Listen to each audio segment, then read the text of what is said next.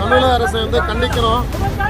67 விவசாயிகள் ஓசூர்ல இருந்து போலீஸ் பர்மிஷனோட மனு கொடுக்கறதுக்காக திமுக அலுவலகத்துக்கு சென்னை போனாங்க. அவங்கள சென்னையில இருக்கிற காவல்துறை அரெஸ்ட் பண்ணி வச்சிருக்காங்க. அவங்க எந்த தப்பு செய்யல, ஏதோ டெரரிஸ்ட் கிடையாது, சாதாரண விவசாயிங்க. அவங்க மனு கொடுக்க போனாங்க.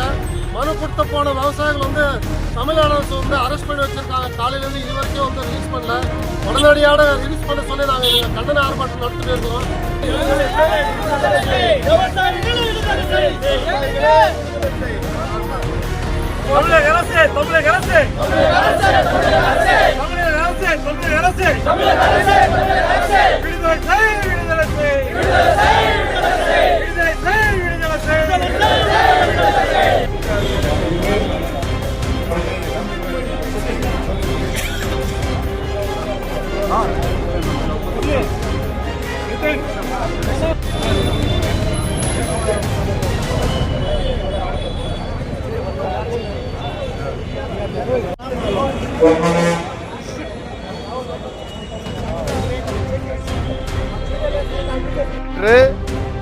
பாகலூர் காவல் நிலையத்தில் அனுமதி பெற்று சென்ற ஓசூர் விவசாயிகளே கைது செய்த இந்த திமுக அரசு அந்த விவசாயிகள் ஒரு தீய சக்திகளா, இல்ல ஒரு மாவோயிஸ்டுவா, இல்ல ஒரு தீவிரவாதியா?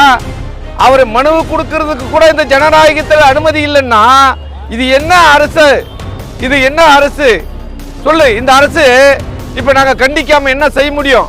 திமுக அரசு 7 மணிக்கு அவங்களை விடுதலை செய்யலைன்னா நாளைக்கு ஒசூர் 20-25,000 பேரை சேர்த்து நாங்க பந்த் பண்ணுவோம். சாமனப்பள்ளி சுரேஷ், ஒரு விவசாயி பேசுறது.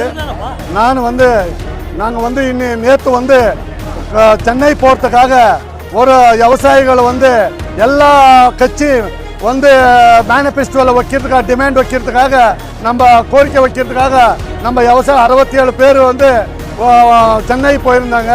அது காவல்துறை பர்மிஷனோட நாங்கள் வாங்கி கொடுத்தோம். வாங்கி கொடுத்து இன்றைக்கு சென்னையில் 11 மணிக்கு அவங்கள அரெஸ்ட் பண்ணியிருக்காங்க. இது உடனடியாக அவங்க விடுதலை செய்யணுன்ட்டு நாங்கள் விவசாயிகள் இங்கே ஓசூரில்